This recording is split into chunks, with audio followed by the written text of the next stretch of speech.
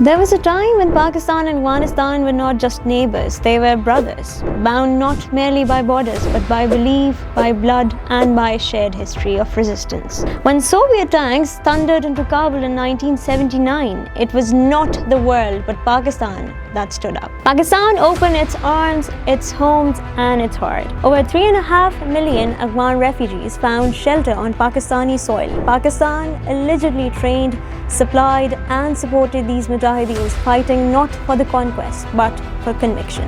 For decades, Pakistan carried Afghanistan's struggle at its own, resisting not one but three global powers: the USSR, the United States, and NATO. Pakistan paid the price in blood, terror, and instability, yet it never turned away. Mullah Omar once said, "An attack on Pakistan will be considered an attack on Afghanistan." That vow symbolized a trust Pakistan upheld even when the world abandoned Kabul.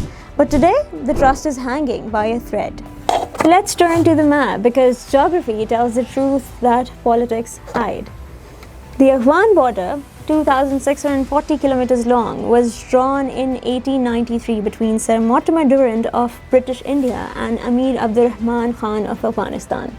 The border is recognized internationally by the United Nations and every global forum, yet Kabul refuses to accept it formally. This rugged line cuts through history, linking Kunar, Khost, and Nangarhar in Afghanistan with Khyber, Waziristan, and Balochistan in Pakistan. These same valleys once echoed with the chants of the Mujahideen. Today, they echo with the gunfire of militants. According to the United Nations Security Council's 35th Analytical Report 2024, there are nearly 6,000 active TTP fighters inside Afghanistan, mostly concentrated in Kunar, Khost, Paktika, and Nangarhar. These groups use the same mountain passes, Spin, Boldak, Chaman, Angur Adda, and Ghulam Khan to infiltrate into Pakistan. Once these routes were the arteries of resistance against the Soviets, now they are the lifelines of cross-border terror. This is not a border dispute anymore. This is an infiltration planned and protected. The Doha Agreement of 2020 was supposed to end this.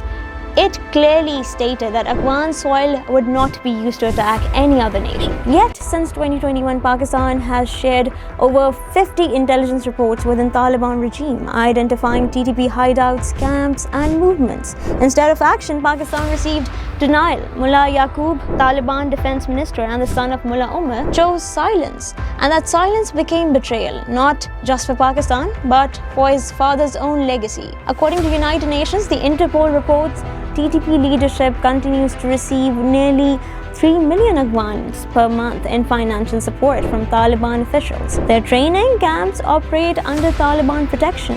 Their networks thrive across Afghan provinces, and the propaganda runs unchecked. Pakistan's patience, tested for years, finally ran out. Since October 10, 2025, Pakistan struck back. Precision airstrikes hit TTP hideouts in Kandahar and Kabul. Units identified as Battalion No. 4 and Border Brigade 5, known for planning attacks inside Pakistan. According to ISPR, these strikes were defensive, carefully targeting terrorist sanctuaries, not civilian areas. The operations neutralized over 200 militants, destroyed 21 outposts, and dismantled multiple training centers. Pakistan lost 28 soldiers in these encounters.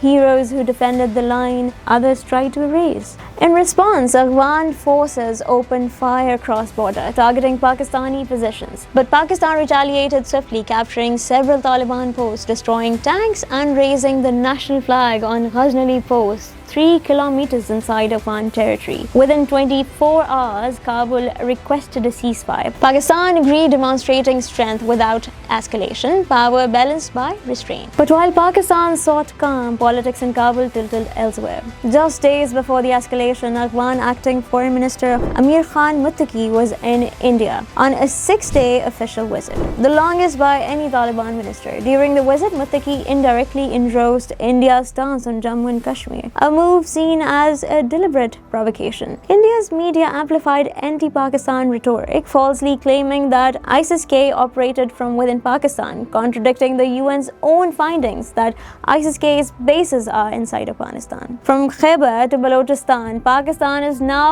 confronting a two-front challenge: TTP attacks from the west and Indian disinformation from the east. Over 600 cross-border attacks were recorded between 2024 and 2025, mostly traced back to Afghan soil. The Ministry of Foreign Affairs in Islamabad has repeatedly stated Pakistan remains committed to a peaceful and stable Afghanistan, but will act firmly against terrorism emanating from its soil.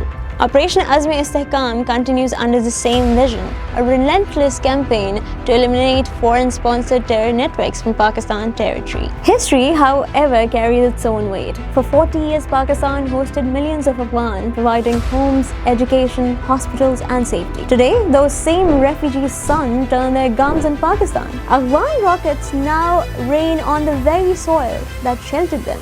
The same leaders who were once called Pakistan's the shield of Islam now accuse it of aggression.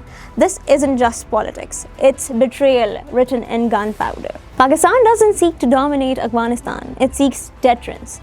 It doesn't wish for war, it wishes for respect. But respect must be mutual. Friendship must be reciprocal. When one side turns brotherhood into betrayal, silence is no longer an option. From brotherhood to betrayal. This isn't just a change in policy, it's a change in history. Pakistan carried Afghanistan's burden for half a century, and today their gratitude has turned into hostility. The border that once symbolized shared struggle now bleeds with mistrust. And so Pakistan's message is clear to Kabul, to Delhi, and to the world. Peace, yes, but not at the cost of dignity. Friendship, yes, but not without reciprocity. Because promises once broken can ignite wars, but promises kept can still rebuild peace.